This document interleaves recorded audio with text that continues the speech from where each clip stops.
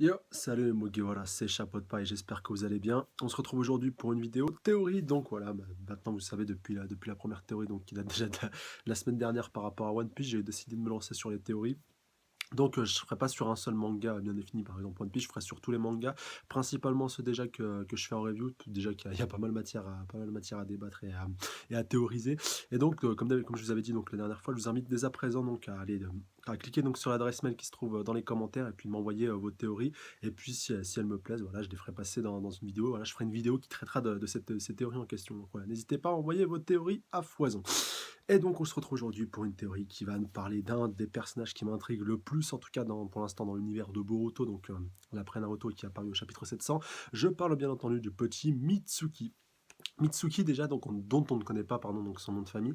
Et ce qui m'intéresse vraiment punaise, chez ce personnage, je vais y arriver, c'est tout simplement en fait ses origines. Parce que voilà, il a un passé assez obscur, assez sombre, même si on en apprend un peu plus à la fin de Boruto. D'ailleurs, j'y reviendrai un petit peu après. Et je voulais vous prévenir dès à présent de quitter cette vidéo si vous n'avez pas vu Boruto, si vous n'avez pas vu la scène de fin de Boruto, parce que je risque de vous spoiler. Enfin, après, vous pouvez rester, mais voilà, il y a un gros risque de spoil. Donc le petit Mitsuki qui m'intriguait pas mal, donc on en avait appris pardon, un peu plus déjà par rapport à Boruto, par rapport à comment il a grandi, le lien avec son père donc dans Boruto justement.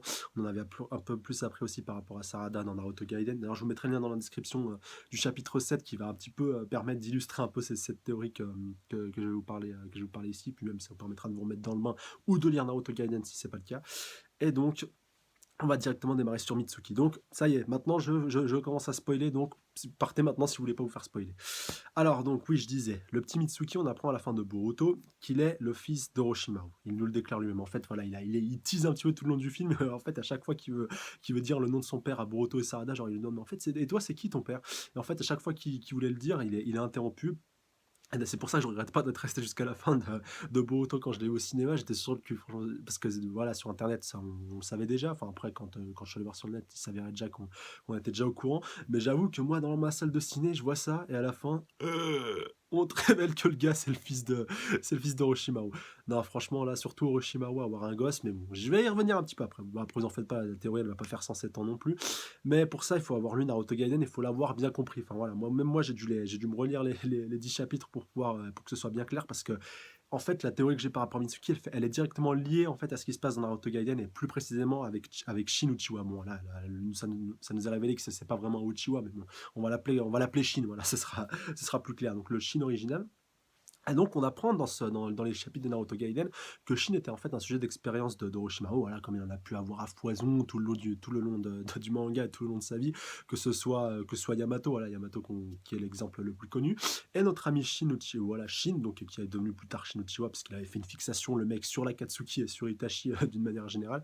Et en fait, il s'avère que ça a été son sujet d'expérimentation, et aussi en même temps que Danzo. Je m'explique, en fait, Danzo, quand on a pu le voir lors de son combat face à Sasuke avec son bras rempli de Sharingan, je pense que Shin était son premier sujet d'expérimentation, voilà, parce que Danzo, il est pas prêt à tenter le diable non plus, à se transplanter des Sharingan s'il va y perdre son bras, s'il va y perdre de la vie. Et donc, le petit Shin, en fait, il présentait pas mal d'avantages pour Orochimaru, vu qu'il pouvait transplanter, il pouvait lui faire à peu près n'importe quoi, il ne rejetait jamais rien. Enfin, c'était vraiment un sujet, un cobaye vraiment parfait pour lui. Et donc après, ça s'est avéré qu'il lui a pris un peu de plusieurs fragments de son corps pour pouvoir créer des clones. Et c'est pour ça qu'après on s'est retrouvé avec la masse de clones de Shin à la fin de Naruto Gaiden, donc qui plus tard après ont été confiés à l'orphelinat de Kabuto, mais ça on s'en fout un petit peu. Et donc ce qui m'amène à cette théorie que pour moi, le petit Mitsuki serait tout simplement un clone en fait qui a été créé par Orochimaru. Je m'explique.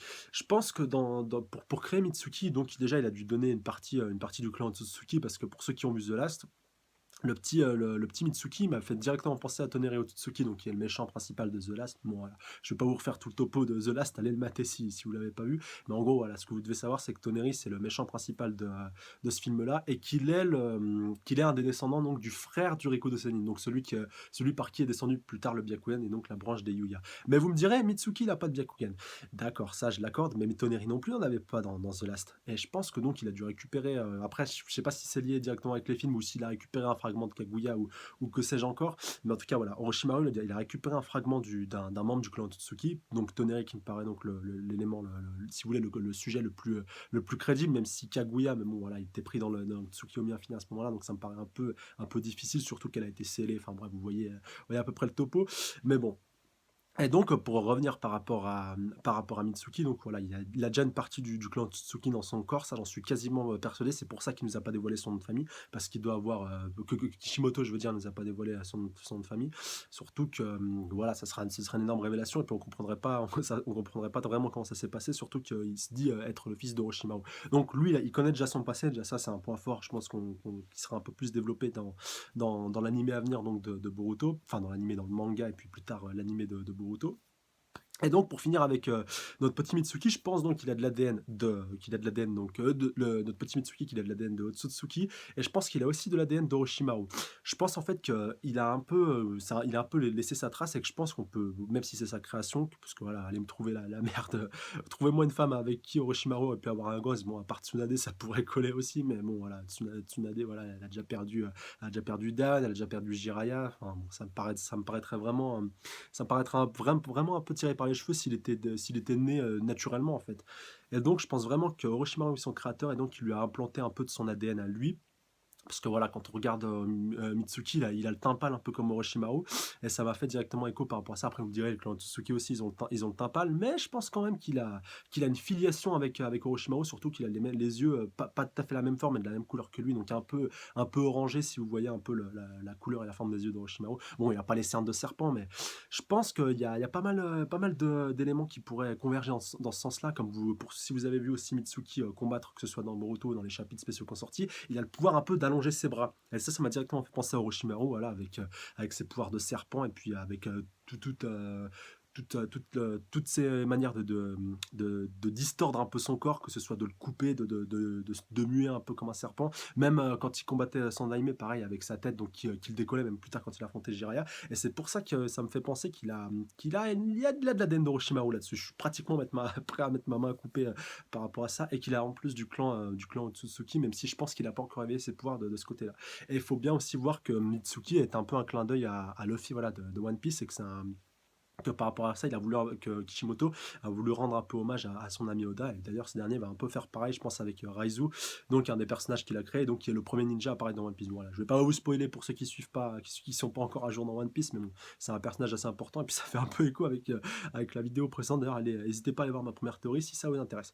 Donc voilà, pour résumer, donc Mitsuki, je dirais, création d'Orochimaru, donc qui a de l'ADN d'Orochimaru, donc ce qui est assez rare. Voilà, tous les cobayes qu'il a eu jusqu'à présent, ils n'avaient pas d'ADN de lui-même d'Orochimaru, à part Kabuto. Mais bon, Kabuto, c'est lui qui s'est auto-transplanté l'ADN de son maître. C'est pas Orochimaru, si vous voulez, qui a fait expérience par lui-même. Et donc je dirais aussi du clan Tsutsuki, et donc que ça va un peu plus se développer un peu plus tard dans le manga, qui va devenir vraiment un rival à Boruto, et puis aussi à Sarada, parce que Sarada, faut pas la négliger. C'est pas une Sakura, je veux dire, elle a juste la patate de sa mère. Elle a la patate de sa mère plus les yeux de son père. Et Sarada, faudra aussi la suivre de très très près, je pense, dans le futur du manga. Donc en tout cas, ça nous donne trois personnages principaux, une équipe, voilà, avec des personnages qui vont être assez hauts en couleur, mais peut-être pas aussi charismatiques que leurs illustres aînés et illustres parents pour la majeure partie d'entre eux. Mais bon, voilà, je pense que ce sera quand même une histoire assez intéressante à suivre. Donc n'hésitez pas à me laisser vos avis dans les commentaires. Je vous le redis encore une fois, n'hésitez pas à m'envoyer vos théories donc à l'adresse mail qui se trouve dans la description, et allez relire donc le chapitre de 7 de Boruto si vous voulez un peu plus en découvrir par rapport à Shinichiro et par rapport à ma théorie. Voilà, par rapport au clonage et par rapport à tout ce qui s'est fait aussi, ça c'est un point que j'avais un petit peu négligé. Je voulais entendre par là que si Orochimaru il avait pu cloner un paquet que Orochimaru il avait déjà cloné un paquet de personnes, et que Mitsuki ne pourrait être, si vous voulez, qu'un peu l'apogée, le clone ultime. Donc la création ultime qu'il aurait pu faire. Et surtout que dans Naruto Gaiden, maintenant que j'y reviens, il n'y a que Sarada et puis Chouchou, donc la fille de Choji et Karui, qui est présente, et donc Mitsuki n'est pas présent. Et je pense que s'il avait été présent à ce moment-là, Orochimaru a dit «Oh, toi ma création, mon fils», enfin voilà, il l'aurait vraiment appelé comme ça, et automatiquement ça nous aurait un peu amené à parler de ça. C'est pour ça qu'il a été mis de côté dans Naruto Gaiden, mais je pense qu'on le reverra quand même un petit peu plus tard dans Boruto. Voilà, la relation entre Orochimaru et Mitsuki, en tout cas, ce sera quelque chose à suivre de très très près. Donc voilà, n'hésitez pas à me laisser vos théories, vos avis. Salut à tous. Sayonara.